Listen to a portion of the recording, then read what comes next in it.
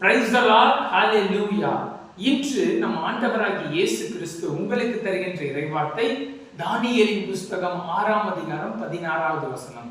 நீ இடைவிடாமல் ஆராதிக்கிற உன் தேவன் உன்னை தப்புவிப்பார். ஆமென், ஹalleluya.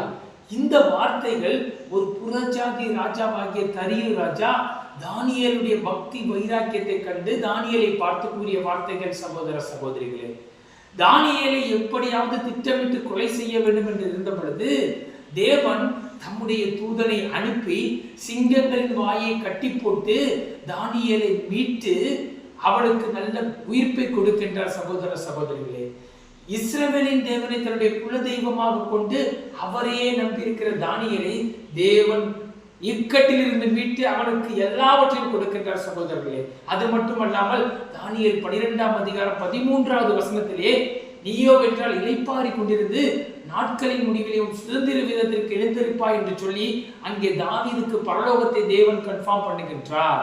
ஆக இஸ்ரவேலின் தேவனை தன் தெய்வமாக கொண்டபடியினால் அவனுக்கு இம்மைக்குரிய ஆசீர்வாதம் மட்டுமல்லாமல் பரலோக ஆசீர்வாதத்தையும் தேவன் அங்கே தருகின்றார்.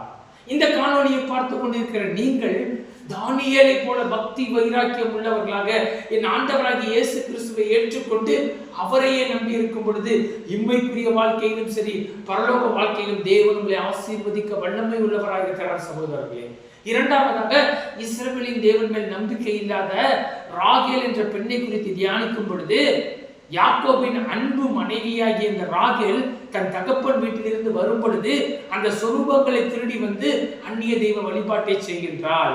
இதனால் அவள் வருகிற வழியிலேயே பிள்ளை பெறும் பொழுது வருகிற வழியிலே இறந்து போகின்றாள். எப்பிராத்தா என்னப்பட்ட பெத்லகேமுக்கு அருகே அவள் அடக்கம் பண்ணப்படுகின்றார். இங்கே நீங்கள் பார்க்கும் பொழுது இஸ்ரவேலின் தேவனை தன் சொந்த தெய்வமாக ஏற்றுக்கொள்ளாமல் அவரை நம்புகிறாள்.